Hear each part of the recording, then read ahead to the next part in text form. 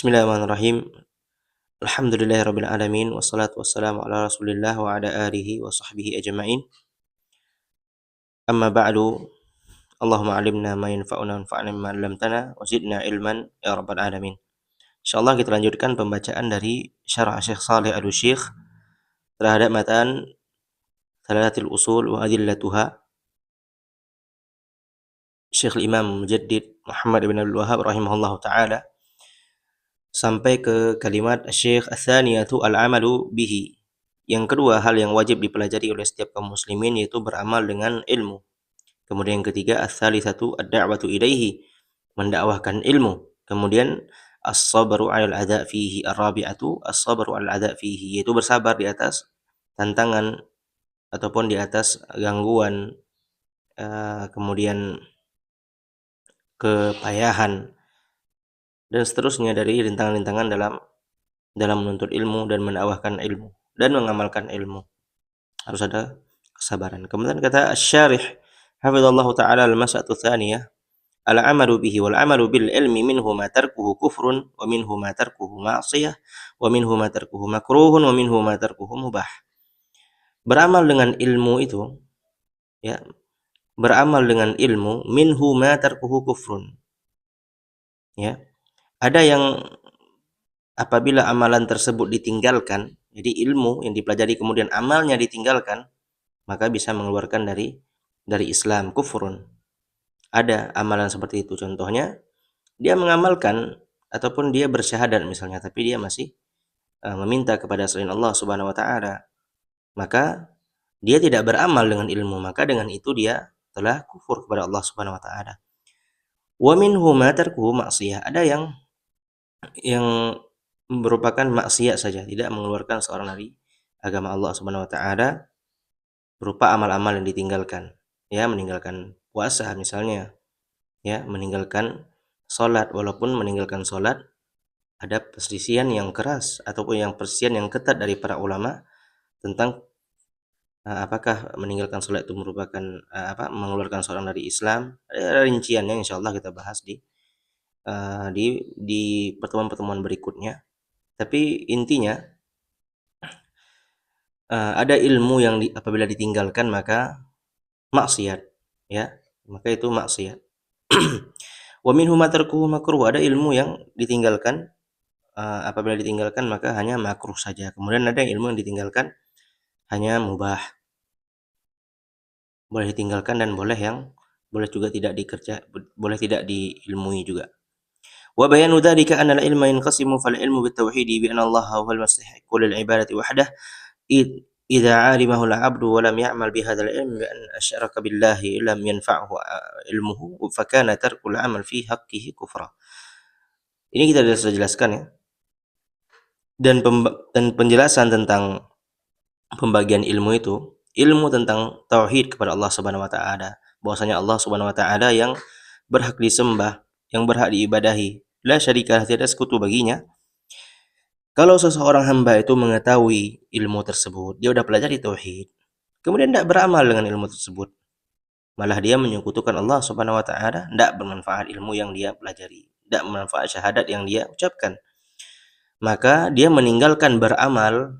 Nah, ini maksud yang kita bahas tadi sebelumnya. Dia meninggalkan beramal dengan ilmunya, maka dia telah berbuat kufur, maka dia telah kafir kepada Allah Subhanahu wa taala. Wa qad yakunu ma'siyatan bi an 'alima mathalan anna al-khamra haramun syurbaha.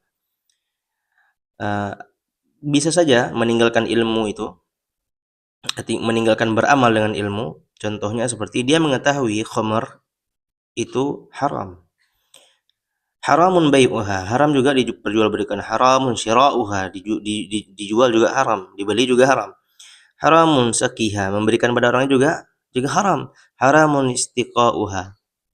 Maka wa nahwu dzalika wa khalafa al-ilm alladhi 'indahu fa'alima annahu haramun wa khalaf fatakunu mukhalafatuhu ma'siyatan wa qad irtakaba kabiratan min kaba'ir dzunub fi hadhihi al-mas'alah.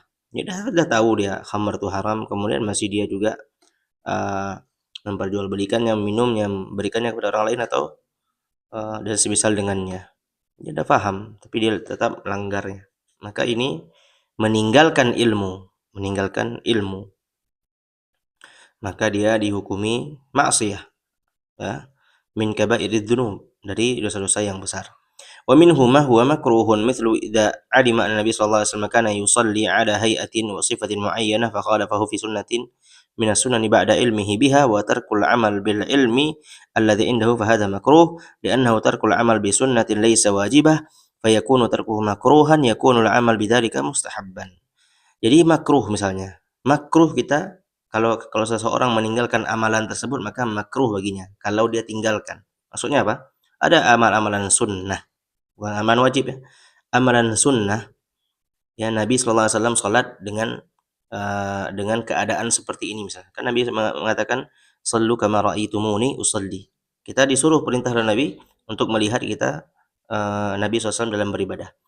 Kemudian kita tinggalkan cara Nabi sallallahu alaihi wasallam, sunnah tentunya ya, yang sunnahnya, maka kita telah terjatuh terhadap makruh. Kita tahu itu sunnah Nabi, tapi kita sunnah dalam artian apabila dikerjakan maka berpahala, ditinggalkan maka tidak berdosa. Ini sunnah ini yang kami maksud. Maka meninggalkan perkara mustahab ini, perkara sunnah secara fikih ini, maka itu makruh bagi yang meninggalkannya. Kalau dia sudah mengetahui, maka makruh baginya, tidak berdosa, tapi makruh. وقد يكون العمل بالعلم مباحا وتركه مباحا أيضا مثل المباحات والعادات نحو ذلك ومن ذلك ما ورد عن النبي صلى الله عليه وسلم كان من هيئته في لباسه كذا وكذا وكانت مشيته على نحو ما هذه الأمور الجبلية الطبيعية فيما نتعلمه مما لا نخاطب فيها بالاقتداء إذا ترك العمل بها كان تركه لها مباحا لأن المسلم لم يخاطب المسلم بأن يقتدي بمثل هذه الأمور من نحو سير النبي صلى الله عليه وسلم وبصوته وبالأمور الجبلية التي كان عليها صلى الله عليه وسلم فيكون العمل بذلك مباحا وقد يؤجر عليه إذا نوى الاقتداء ويكون ترك العمل أيضا مباحا. Kesimpulannya bahwasanya Nabi Shallallahu Alaihi Wasallam juga memiliki hay'ah, keadaan-keadaan tertentu yang Nabi SAW tidak perintahkan kita melakukannya. Contoh, Nabi Shallallahu Alaihi Wasallam memanjangkan rambutnya misalnya. Nabi Shallallahu Alaihi Wasallam memanjangkan rambutnya. Kemudian cara berjalan Nabi bitta'anni, ya, dengan ketenangan. Nabi tidak perintahkan kita, maka mengikutinya ataupun mempelajarinya itu mubah, boleh-boleh saja. Bisa saja menjadi hal yang mendapatkan pahala kalau kita meniatkan al-iqtida, mengikuti Nabi Sallallahu Alaihi Wasallam. Tapi pada asalnya itu bukan perintah Nabi Sallallahu Alaihi Wasallam, tapi itu al-jibiliyah, al-khalqiyah. Nabi diciptakan ya seperti itu, kan gitu. Adapun masalah jenggot, Nabi memanjangkan jenggot itu ada perintahnya. Wah, ahful liha wa qatfus syawarib, kata Nabi SAW, panjangkanlah jenggot dan tipiskanlah kumis, itu ada perintahnya. Adapun rambut Nabi tadi, ya, itu tidak ada perintahnya dan Nabi melakukannya. Nabi memanjangkan rambut. Wallahu ta'ala a'lam. Maka ini meninggalkannya tidaklah mengapa, dan tidak beramal dengannya juga tidak masalah, kan gitu. Setelah kita mengetahui, kan ini masalah beramal. Wal amalu hadza ma'khudun min qouli azza wa jalla illa alladziina aamanu wa 'amilus shalihati kama sayati. Dan perkara beramal dengan ilmu ini diambil dari firman Allah di surah Al-Asr, illa alladziina aamanu wa 'amilus shalihati. Kemudian al-mas'alatu tsalitsah, ad-da'watu ilaihi, berdakwah dengan ilmu. Idza 'alima wa 'amila fa innahu yad'u ila dzalika wad da'watu qad takunu bil maqali wa qad takunu bil af'al li'anna al-imtithala bil fi'l da'watun fa idza imtathala al-muslimu lima umira bihi fa innahu bi fi'lihi hadha yurshidu ghairahu irsyadan shamitan ila anna hadzal fi'l matlub. Ya, seorang berusaha untuk berdakwah di jalan Allah Subhanahu wa taala dari ilmu yang ia dapatkan dan ia telah amalkan. Bahkan pengamalan terhadap ilmu tersebut, kata Syekh, itu merupakan bentuk dari berdakwah di jalan Allah Subhanahu wa taala bil hal, dengan keadaan yang terjadi.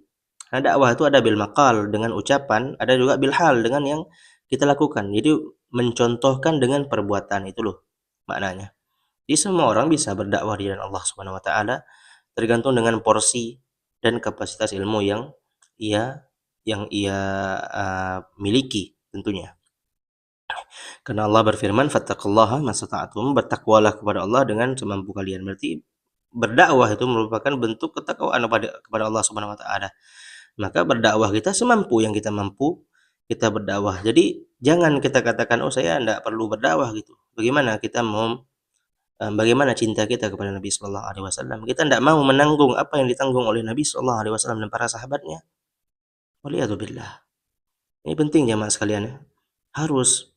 Terkadang mengatakan, "Oh, saya enggak bisa berdakwah kalau saya enggak bisa kalau ceramah." Enggak mesti ceramah, kalau ngobrol juga dakwah. Ngobrol sama saudara kita berikan pemahaman terhadap tauhid yang kita fahami. Terus masalah, "Oh, saya enggak bisa menyampaikan," makanya belajar. Bagaimana kita mau menyampaikan, bagaimana kita mau berhujjah, bagaimana mau perkataan kita itu didengar dengan benar, kalau kita enggak belajar. Nih masalah zaman sekarang. Hadir di majelis ilmu ramai emang, tapi kalau udah urusan dakwah banyak yang aneh. Allah taala alam, perlu dikaji ulang jemaah sekalian yang dirahmati oleh Allah Subhanahu wa taala. Maka dakwah di jalan Allah ini ada metodenya, makanya harus menuntut ilmu itu harus bertahap. Jangan nanti ketika bertemu dengan saudaranya malah informasi tentang tauhid belum sampai dia udah dibenci duluan. Ini enggak boleh. Ini enggak boleh dalam agama Allah Subhanahu wa taala. Walau kunta faddan ghalidhal qalbi lan faddu min haulik. Kalau engkau keras hatimu, wahai Muhammad, lari mereka darimu. Makanya harus dengan hujjah, belajar dari dasar, belajar. Enggak masalah. Belajar dari dasar, kita hafal dalil yang ada agar di jalan Allah nanti kita berdakwah di jalan Allah kita memiliki burhan. Dan dengannya semoga Allah memberikan hidayah kepada hambanya yang kita dakwahkan. Kan gitu. Masalah gimana mau dia menerima hidayah itu sedangkan kita sendiri yang buat dia tidak mau menerima hidayah. Kita sendiri yang membuat dia lari dari hidayah. Nasallallahu salamata wal afiyah. Ini penting ya Mas sekalian untuk difahami tentang berdakwah di jalan Allah Subhanahu wa taala. Karena semua kita ini diwajibkan untuk berdakwah di jalan Allah. Diwajibkan kita untuk berjalan atau untuk berdakwah di jalan Allah Subhanahu wa taala. Kemudian dengan perbuatan juga kita berdakwah. Kemudian dengan hujjah, ya, hujjah yang sudah kita bahas tadi, kita mempelajari dalil Al-Qur'an, kita sampaikan kepada mereka dan hidayah di tangan Allah. Hidayah di tangan Allah. Innaka la tahdi man ahbabta walakinnallaha yahdi man yasha. Hidayah itu di tangan Allah Subhanahu wa taala. Kita tidak bisa memberikan hidayah. Allah memberikan hidayah bagi siapa yang Allah kehendaki. Kemudian وقد تكون مستحبة فيتفرع عن الدعوة باللسان أنواع منها الدعوة بالكتابة بالقلم في تأليف أو في رسائل ونحو ذلك ومنها النصائح والمختلفة والمواعظ ونحو ذلك. Dan terkadang dakwah ini sunnah dan kadang dakwah itu wajib tergantung apa yang disampaikan. Fayatafarra'u 'anid da'wah bil lisan wa anwa'. Adapun ada cabang dari berdakwah dengan lisan. Cabang dari berdakwah dengan lisan yaitu dengan al-kitabah, dengan tulisan. Ya, dengan menulis dan yang semisal dengannya seperti nasihat-nasihat. Kemudian al-mawa'idh yang menyentuh hati itu juga termasuk dari cabang dari dakwah. Kemudian al-mas'alatul rabi'ah as-sabru 'ala al-adha fihi ba'da ad-da'wah ya'ti al-wajib ar-rabi' huwa as-sabr falladhi 'alima thumma 'amila thumma da'a yajibu 'alayhi an yasbir 'ala al-adha li'anna min sunnatillahi 'azza wa jalla an ja'ala al-anbiya'a wal mursalin alladhina hum afdalul khalqi wa 'alahum darajah wa ashadun nasi ibtila'an wa ta'arrudan lil adha fa sabaru 'ala al-i'rad anhum wa sabaru 'ala al-adha wa hasala lahum ma hasal fad-da'iyatu yahtaju ila an yasbir kama sabara al-mursalun. بل إن النبي صلى الله عليه وسلم أمر بأن يحتذي حذو الصابرين يقول فاصبر كما صبر أولو العزم من الرسل ولا تستعجل لهم. Subhanallah subhanahu wa ta'ala. Subhanallah. Nabi Muhammad sallallahu alaihi wasallam itu ya. Nah, ini permasalahan keempat ya, itu bersabar di atas ilmu, bersabar dalam mendakwakan ilmu. Khonifiddin rahimani wa rahimakumullah. Kita diperintahkan oleh Allah Subhanahu wa taala untuk bersabar Kita belajar, kemudian mengamalkan, mendakwahkan, tapi harus dengan kesabaran, bersabar. Kenapa? Karena Nabi Muhammad SAW menimpa apa yang ditimpa oleh para dai jalan Allah Subhanahu wa taala.